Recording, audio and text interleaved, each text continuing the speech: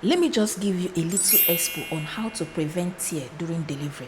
But before I tell you this, I want you to have it at the back of your mind that as a pregnant woman, you are at risk of sustaining tear. This is because over 90% of women who wish to go through natural birth may sustain tear during delivery. But there are things you can do to prevent this tear so that you can belong to the few percent of the women that may not sustain this tear. There are many of them, but I'll mention just 3. 2, you will do it when you are pregnant. The remaining 1 should be done when you are pushing your baby. Number 1, you see perineal massage.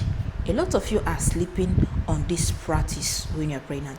Perineal massage is something that can prepare your down below, that place your baby is coming out, and tell that place not to tear up when your baby is coming out, because you are preparing to stretch.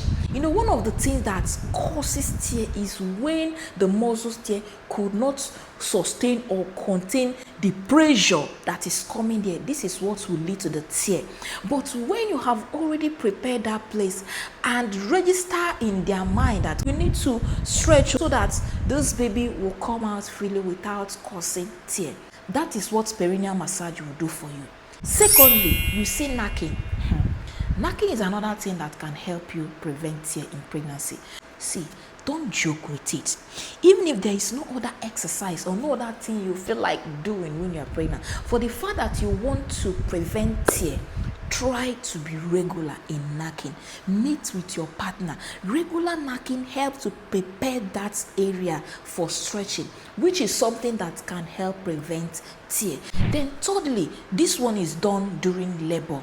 You see, when it's time to push your baby, if you're the type that will always kind of do it by force, with the force that comes with contraction, this asks you to push it, or you shout, my dear, it is your perineum that is receiving the pressure and it can likely tear that period. So when you are told to push, there are patterns you should push. You don't just push with all the pressure that comes. You have to be gentle with it. Can you do it? This is where the trouble comes.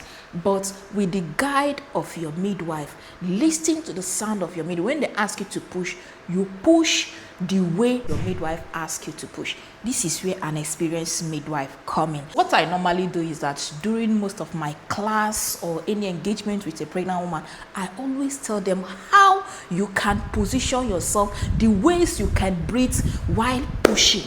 These are the things that can help you prevent tear and make you belong to the few percent of the women that may likely not sustain tear during delivery. But I tell you, it's very normal to push a baby as big as possible without sustaining tear.